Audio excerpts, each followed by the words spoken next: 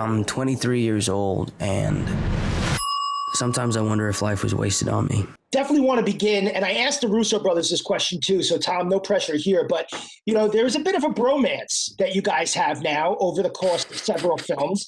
Want to take stock at what that bromance level is right now. If level 1 is we're friends, and level 10 is we're lifelong collaborators, where are we at right now? What level of bromance? Probably about 11. I think I will continue to work with the Russos for as long as they'll have me. I have never worked with people where we've had so much fun on screen and off screen. They're so kind and welcoming to new people, to people they've worked with in the past. They're both immensely talented, and I would jump at any opportunity to work with the both of them again. Ciara, knowing that your co-star and the directors have this sort of relationship that's gone on for several films, is that sort of more comforting, that familiarity coming into a situation like that for you? I found it intimidating. Oh, yeah.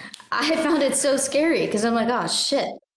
Sorry, I was like, they already know each other. They're friends. Now I got to come in here and try. But no, they were so welcoming and so warm, and it was the opposite of all of my anxiety spirals and fears, and it really was a wonderful experience. That's awesome. For the both of you, and I'll begin with you, Ciara, you have to play characters at different eras in their lives, which has got to be really challenging.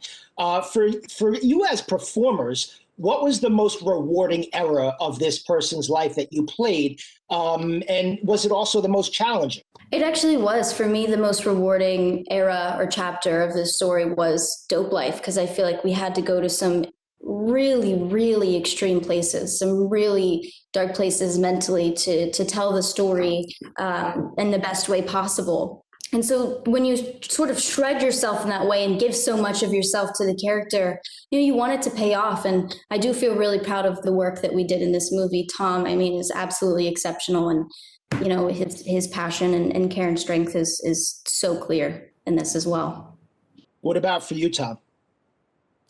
It's an interesting question. I think if you look back at the workload, it would have to be Dope Life. But I think the stuff that we did at the beginning of the film that sets up the love story and sets up this character who is very, very capable of making a poor decision, for me, I think is some of my best work, because it had to be very nuanced. It had to be very subtle. We didn't want to make it obvious that this kid was on a path that not many people would survive on. So for me, I actually found that portion of the film much more difficult to bring to life. Especially coming off of the back of doing Dope Life, where we were on set and we were pushing ourselves so much and crying and screaming and vomiting, to all of a sudden just doing a scene about two people falling in love. I felt really stressed because I was like, I'm not working as hard, so I can't be doing as good a job. So getting over that insecurity that, being exhausted doesn't equate to being a good actor. So I found that section very rewarding when I watched it back. I think it's interesting. A lot of people are going to watch this film. Tom, they're going to be Spider-Man fans or Marvel fans, and they're going to come to this film because of that. And I think there are so many things that people can take away from this film. For me, the PTSD parts of this really resonated. I have family that went through the military and had to deal with some of that. And so, what do you hope people that are coming in for those reasons take away from this film? I hope that they realize that they're not alone. I hope this film can help them convey to people that don't understand their struggles. Ciara has been saying in interviews that the battle of PTSD and substance abuse is one that's mostly fought in the shadows by yourself. So I hope this film can really help people feel more comfortable about expressing their feelings and sharing what they're going through, and also making people like myself, who didn't know much about this problem, more sympathetic and more open-minded to the awful problem that is substance abuse and PTSD. When you make a movie like this, what you really hope people take away from it is a sense of connection. And I hope that we are able to further the conversation that's been started from, activists in films before us, just to create a new space for us to speak about it with our family members and our loved ones, and educate ourselves on the pain that people go through and what's currently available to people battling addiction, especially our veterans coming home from war. And hopefully we can encourage some growth in those areas of our lives as well. You know, the model of movie making is rapidly evolving. This film is going to be in theaters. It's also going to be available to watch at home. You know, moving forward with the projects that you both decide to choose, how much is that a factor? Like when you decide to do a role, about whether it's going to premiere on TV first or if it's going to be in theaters first, how important has that decision now become in your lives? For me personally, when I'm thinking about which project I want to do next, it very rarely comes down to like, where is this going to end up? And is more so, what story are we telling? How are we telling it? And who am I telling it with? You know, ultimately, I want to be working on projects that continue to spark that passion inside of me and in the people that I'm making the movie with. Because I think that's when you really get that magic. I think, you know, the industry is definitely changing. Streaming services are becoming more prominent. I think you have to remind yourself that no matter where the film starts, it always ends up on telly. Every film has a life on television, so you're just kind of skipping a few steps. I think there are certain films that warrant being shown on the big screen, and certain films that it's not necessary. You know, I do think that cinema is best experienced in a big seat with a big screen and a box of popcorn. But, you know, the industry is changing and we're all going to have to figure out how to adapt to it. But no, I don't think where the film is being shown really has an effect on my decision as to whether I'll make it or not. Sometimes I feel like I've already seen everything that's going to happen. Let me just dive right in. My first question, you know, you direct, the last movie that you co-direct together is the highest grossing movie of all time. So I imagine when you're choosing a follow-up film to direct together, the sky's the limit, really. So two-part question, but did you feel pressure in selecting what that project was going to be? And then why did it become Cherry? We didn't feel any pressure. And I think part of what helped us be successful in that run we had with Marvel was closing off the outside world a bit, you know, the noise from the outside world, and just making choices that made us creatively satisfied. And we made movies that we wanted to see. It's good that there's two of us. It really helps us ground each other and have a dialogue that sort of excludes external noise.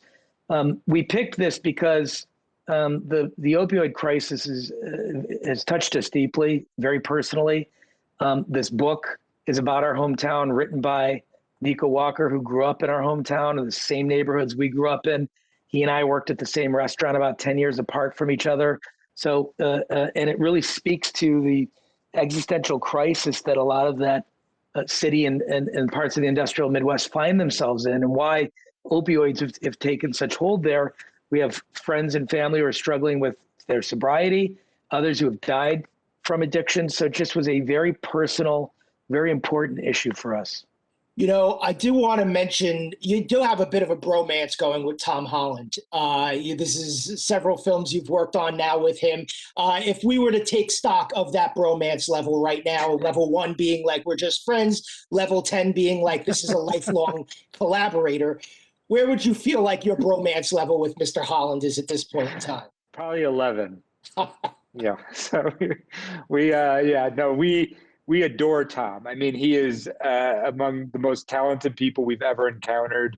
He's also one of the most genuine and hardworking and kind people we've ever encountered. So yeah, I mean, we can't do enough with Tom. You know, I'm sure we'll be working with him throughout our careers. And look, he was incredibly important to this movie. I mean, this was a hard movie. This is a hard movie. You know, it's about difficult things. And Tom, there's not a lot of actors that are as charismatic and fun to watch as Tom. And it's like, if you're going to go on a journey, if you're going to go on a difficult journey, you want him to be your guide. And he what he brought to this movie, we can't overstate. And we're really grateful for our collaboration with him. You know, the future of the movie landscape is really interesting right now. You know, this film in particular, it's going to be in theaters for a couple of weeks, and then it's going to be available to watch at home. Lots of windows are changing and whatnot while we've been through this pandemic. And as you move forward, do you think about these kinds of things and the kinds of projects that you're taking on, considering that the way people consume content is just evolving at a rapid pace right now? 100%. I mean, I think that there's incredible value in what's happening. I mean, I think we really have to understand like how it's opening things up. And there was a period there where it's very anemic in theatrical business where, you know, movies like this just weren't being seen because people didn't, you know, there's a barrier of entry there. They got to pay $20 to go to the theater, $50 for the babysitter, $100 for dinner. It's a big experience. It's a big ask of them. Here's the other thing that's really important too.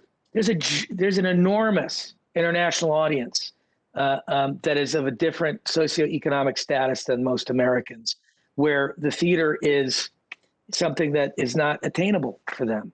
And, you know, having digital distribution allows them to view stories, lower barrier of entry for them.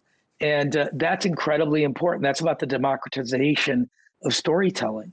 I also think that, you know, theatrical space was a risk-averse space, and diversity was not priority in theatrical movies for years. And I think if you look at the old guard and you know what's happening now in the digital space is that one, there's more content, two, there's a priority now for diversity, and three, it's it affords greater opportunity, I think, for riskier content than theatrical does. I think you'll see moving forward, theatrical is going to be almost exclusively eventized content. I agree. Speaking of event-sized content, I'm sure everybody's in your ear about returning at some point to a superhero movie universe. My question about that would be, would you ever consider doing what your buddy James Gunn did and go do a big DC blockbuster? Look, Joe and I love filmmaking on every scale. You know, we've made movies for as little money as you could possibly make movies for. We've made movies for as much money as you could possibly make movies for. And we love everything in between. I mean, we will someday for sure do a movie in that genre again, probably in the not too distant future. Who it's with, and we're not able to say at this point. But yeah, we like challenging ourselves. We like finding new frontiers. So it's a surprise to us where we're going, and hopefully it'll be a surprise to audiences as well. Can you look back to when you met the one you loved the most? You remember exactly how it was?